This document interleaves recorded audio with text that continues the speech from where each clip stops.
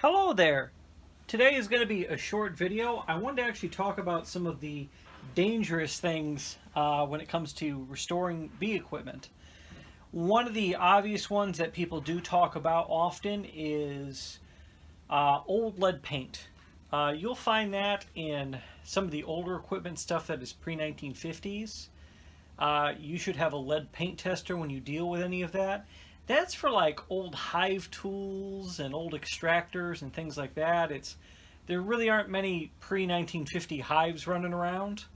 But just be safe. You don't want to be sanding lead paint and putting that in there and breathe it in.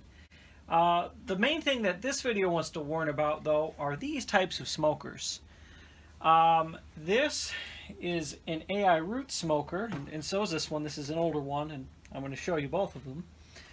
But this old guy, this is the Jumbo with Shield. They sold the Jumbo with Shield, and here's a older one with the classic AI root logo on it. So this is a pre-1921.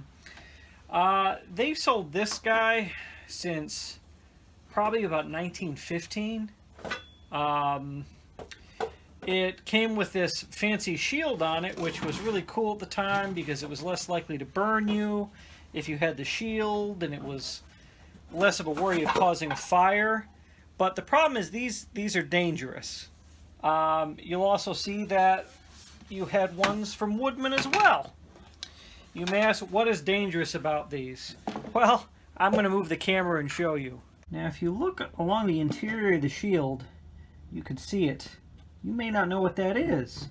This lining that is on the inside. That's asbestos. That is something dangerous to inhale in. You can see that these Woodman smokers have it as well. And you can see even the oldest one I have, which is pre-1920, this also has asbestos.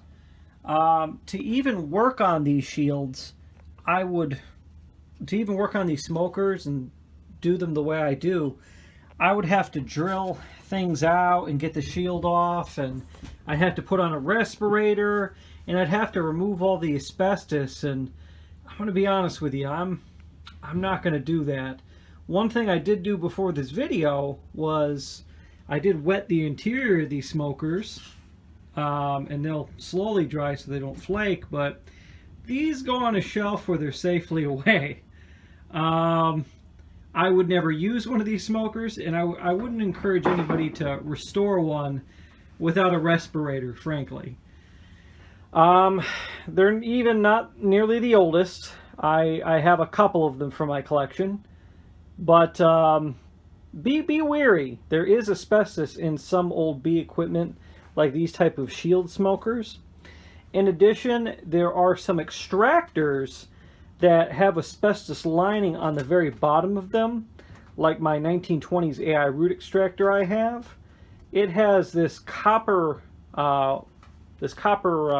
piping along the bottom that's spiral, and the intent of that was you would run steam through it, and it would keep the honey nice and warm and flowing. The issue is that they also padded it with asbestos, which I had to remove during the restoration with a respirator. So know this exists. Learn what asbestos looks like in this equipment, and really the most common things that have it are these type of old shield smokers. And this is a very popular one that's out there because Woodman produced these to the very end in the 1970s when they were sold to Dant. Keep an eye out for them. I would recommend collectors only.